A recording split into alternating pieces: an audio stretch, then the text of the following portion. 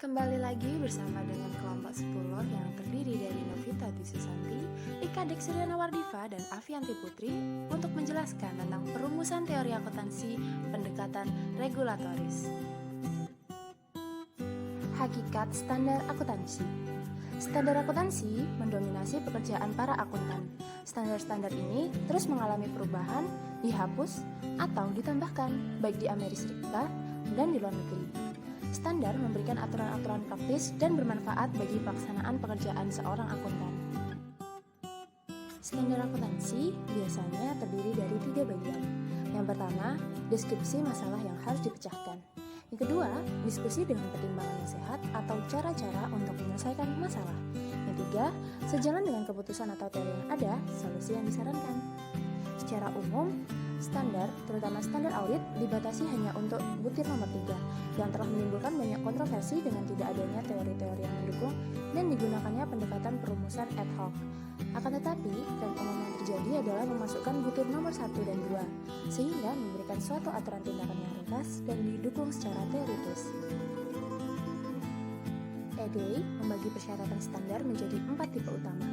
Tipe 1 menyatakan bahwa para akuntan harus memberitahukan kepada masyarakat apa yang mereka lakukan dengan mengungkapkan berbagai metode dan asumsi yang mereka gunakan. Tipe kedua ditujukan pada tercapainya suatu keseragaman dalam penyajian laporan-laporan akuntansi. Tipe 3 meminta adanya pengungkapan atas masalah-masalah spesifik di mana pengguna mungkin diminta untuk mengungkapkan pertimbangan sendiri. Tipe 4 mensyaratkan dibuatnya keputusan implisit atau eksplisit mengenai valuasi. Alasan mengapa standar akuntansi itu dibuat adalah 1. Standar memberikan informasi mengenai posisi keuangan, kinerja, dan penyelenggaraan sebuah perusahaan kepada para pengguna informasi akuntansi. Yang kedua, standar memberikan pedoman dan aturan tindakan bagi para akuntan publik yang memungkinkan mereka untuk menerapkan kehati-hatian dan kebebasan dalam menjual keahlian dan integritas mereka dalam mengaudit laporan-laporan perusahaan dan membuktikan validitas dari laporan-laporan tersebut. Yang ketiga, standar memberikan database kepada pemerintah mengenai berbagai variabel yang dianggap sangat penting dalam pelaksanaan perpajakan, regulasi perusahaan, perencanaan dan regulasi ekonomi, serta peningkatan efisiensi ekonomi dan sasaran-sasaran sosial lainnya. Yang keempat, standar menumbuhkan minat dalam prinsip-prinsip dan teori-teori bagi mereka yang memiliki perhatian dalam disiplin ilmu akuntansi. Tujuan penetapan standar ada 3, yaitu pendekatan ketetapan penyajian, pendekatan konsekuensi ekonomi, dan pendekatan kritikal interpretatif. Entitas-entitas yang berkepentingan dalam standar akuntansi ada 7. Yang pertama, individual dan kantor akuntan publik, American Institute of Certified Public Accounting, American Accounting Association, Financial Accounting Standard Boards, Securities and Exchange Commission, organisasi profesional lainnya, serta para pengguna laporan keuangan. Siapa yang berwenang menetapkan standar? 1. Teori tentang regulasi. Terdapat 2 kategori utama dalam regulasi suatu industri tertentu. Teori-teori kepentingan publik bahwa regulasi diberikan sebagai suatu jawaban atas permintaan publik akan perbaikan dari harga-harga pasar yang tidak efisien dan tidak adil, dibuat untuk memberikan perlindungan dan kebaikan bagi masyarakat umum. Kelompok yang berkepentingan berpendapat bahwa regulasi diberikan sebagai jawaban atas permintaan dari kelompok dengan kepentingan khusus, dengan maksud untuk memaksimalkan laba dari para anggotanya. Yang kedua, haruskah kita mengatur akuntansi? Terjadi perdebatan mengenai apakah akuntansi sebaiknya diatur atau tidak. Terdapat beberapa opini mengenai hal ini.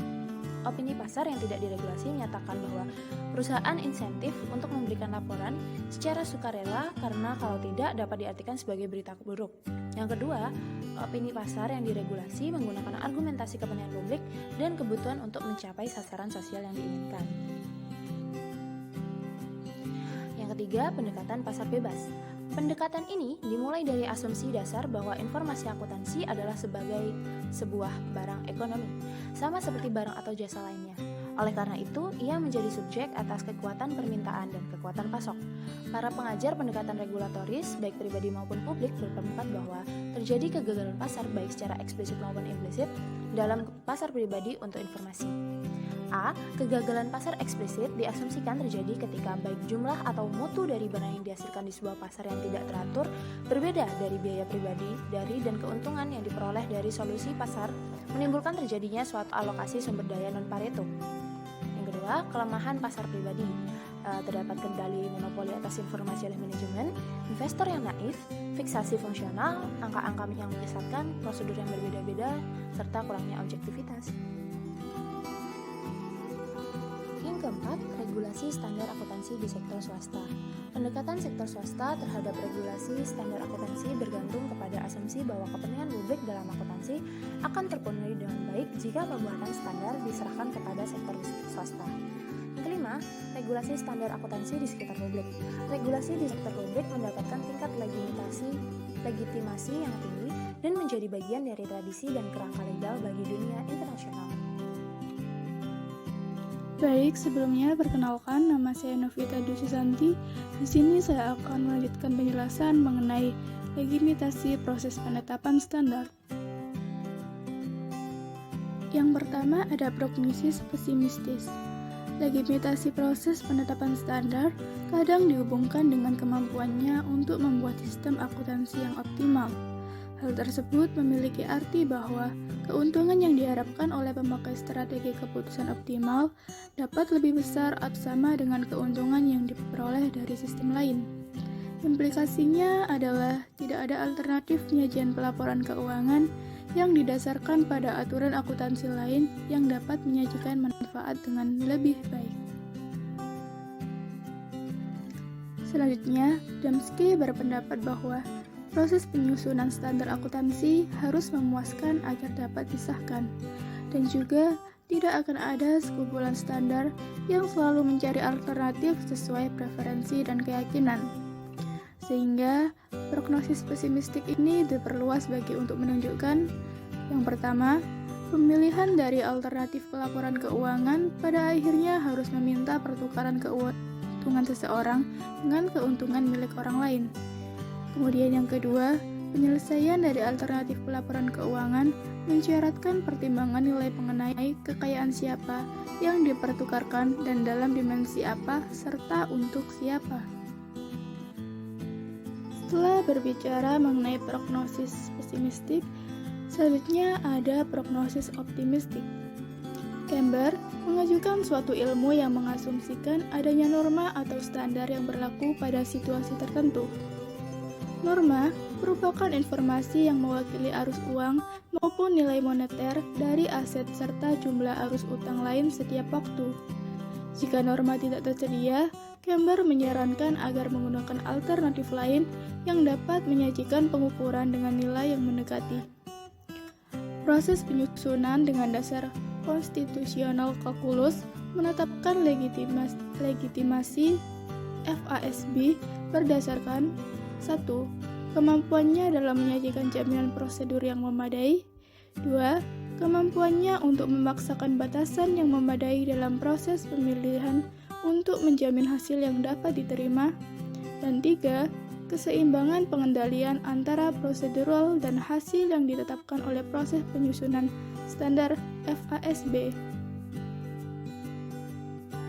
Standar akuntansi yang berlebihan.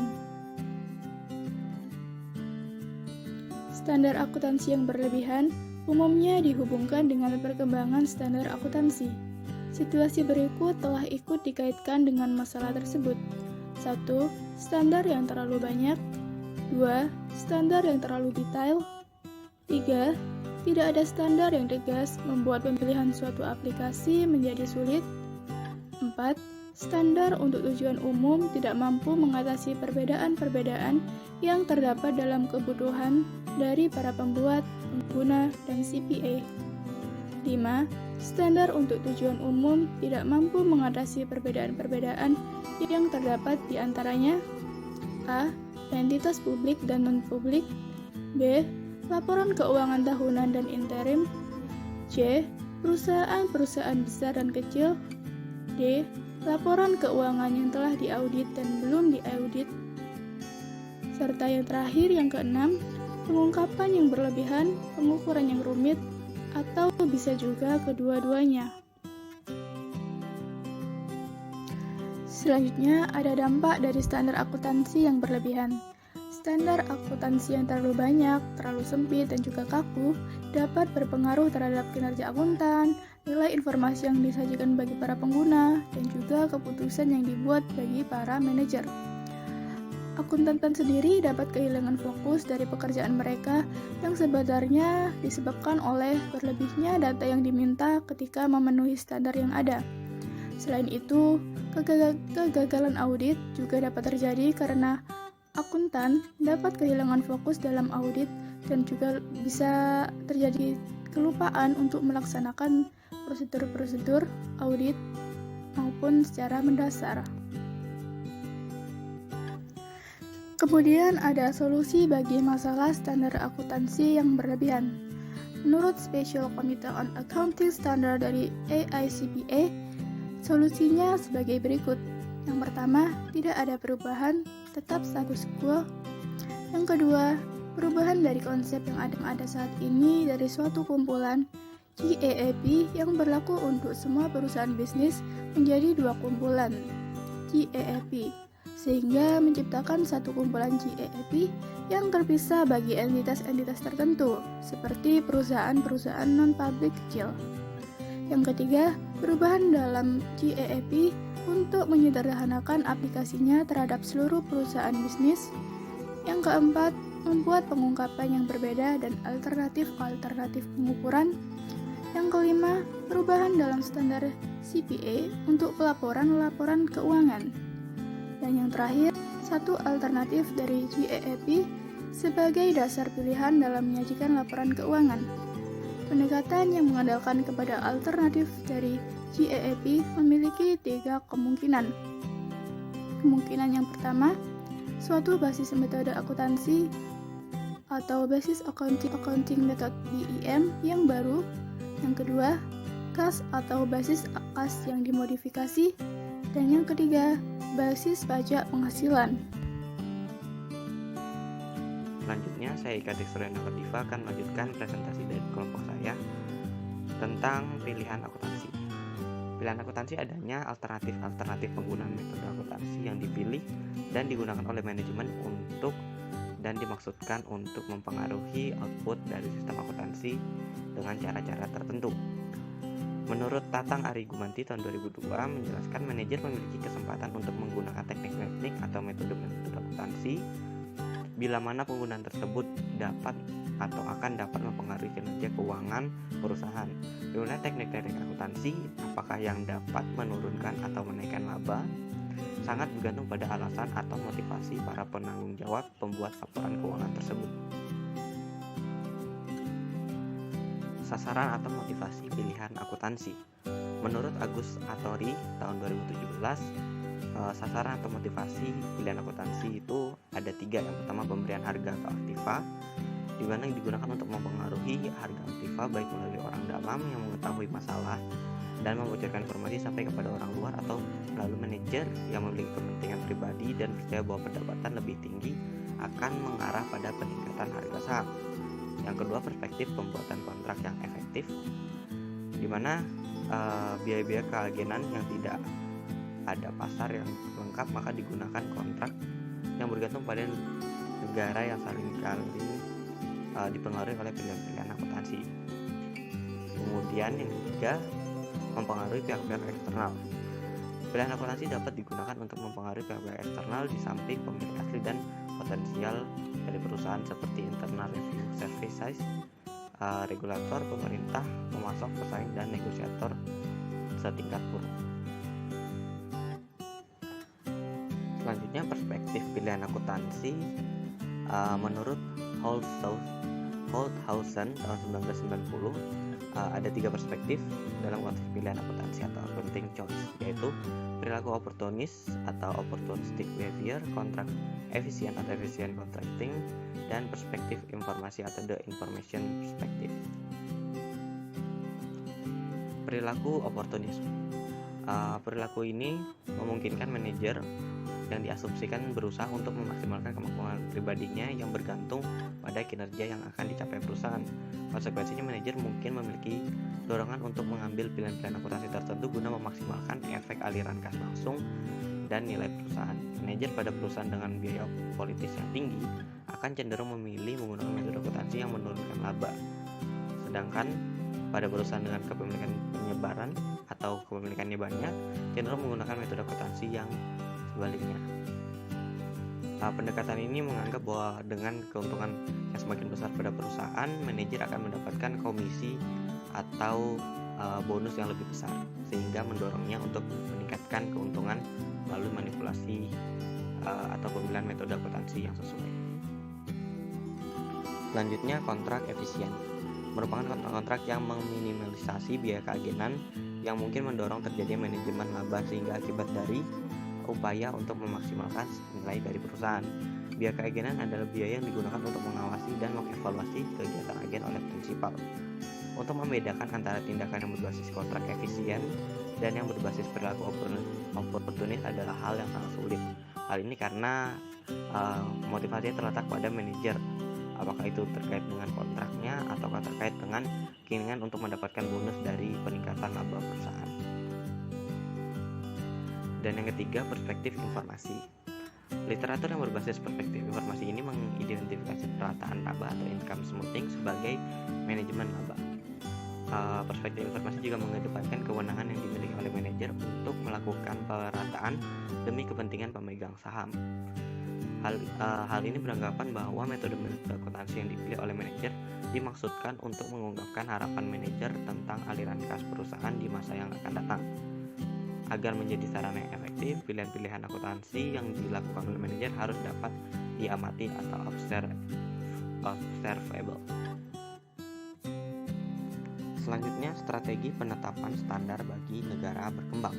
Dalam penetapan strategi standar bagi negara berkembang ini ada beberapa poin. Yang pertama adalah pendekatan evolusioner. Pendekatan ini diasumsikan para mitra asing akan menyesuaikan aturan-aturan akuntansi mereka jika ingin tetap terus membina perdagangan dengan negara berkembang tersebut atau mempertahankan operasionalnya. Hal ini seperti kebijakan akuntansi di Indonesia, mungkin ketika dirubah, perusahaan-perusahaan asing yang beroperasi di Indonesia lebih baik menyesuaikan daripada mereka harus keluar dan memungkinkan bisnisnya menjadi terhenti. Kemudian yang kedua, pendekatan transfer teknologi. Pendekatan ini berasal dari operasi dan aktivitas kantor akuntan internasional, perusahaan multinasional, dan para akademisi yang berpraktik di negara berkembang atau berbagai perjanjian internasional dan kesepakatan kerjasama yang meminta dilakukannya pertukaran informasi dan teknologi. Hal ini mendorong penerapan teknologi yang lebih baik dari dunia luar yang diterapkan pada negara-negara berkembang. Selanjutnya, poin ketiga, penggunaan standar akuntansi internasional. Alasan dibalik penggunaan pendekatan ini adalah memperkecil biaya persiapan dan pembuatan standar akuntansi, bergabung dengan dorongan harmonisasi internasional, memfasilitasi pertumbuhan investasi asing yang mungkin dibutuhkan, memungkinkan profesi ini untuk meniru standar profesional atas perilaku dan perbuatan yang telah dibuat dengan baik, dan melegitimasi statusnya sebagai anggota status penuh dari komunitas internasional. Hal ini lebih kepada keuntungan dan juga memberikan akselerasi dari sebuah negara berkembang untuk mendapatkan ilmu dan penerapan yang sudah lebih teruji. Dan yang terakhir atau yang keempat, strategi situasional. Strategi ini dikenal sebagai pengembangan standar akuntansi dengan didasarkan atas analisis dari prinsip-prinsip dan praktik-praktik akuntansi di negara-negara maju terhadap latar belakang lingkungan yang mendasarinya. Faktor-faktor tersebut adalah linguistik, kultural, politik, hak sipil, ekonomi, karakteristik demografi, serta lingkungan hukum dan perpajakan negara yang bersangkutan. Jadi pendekatan ini mengasumsikan bahwa penetapan standar di negara berkembang itu meniru negara maju, tetapi disesuaikan atau disituasionalkan dengan kondisi yang ada di negara masing-masing. Seperti itu. Ya, sekian presentasi dari kelompok ini, kurang lebihnya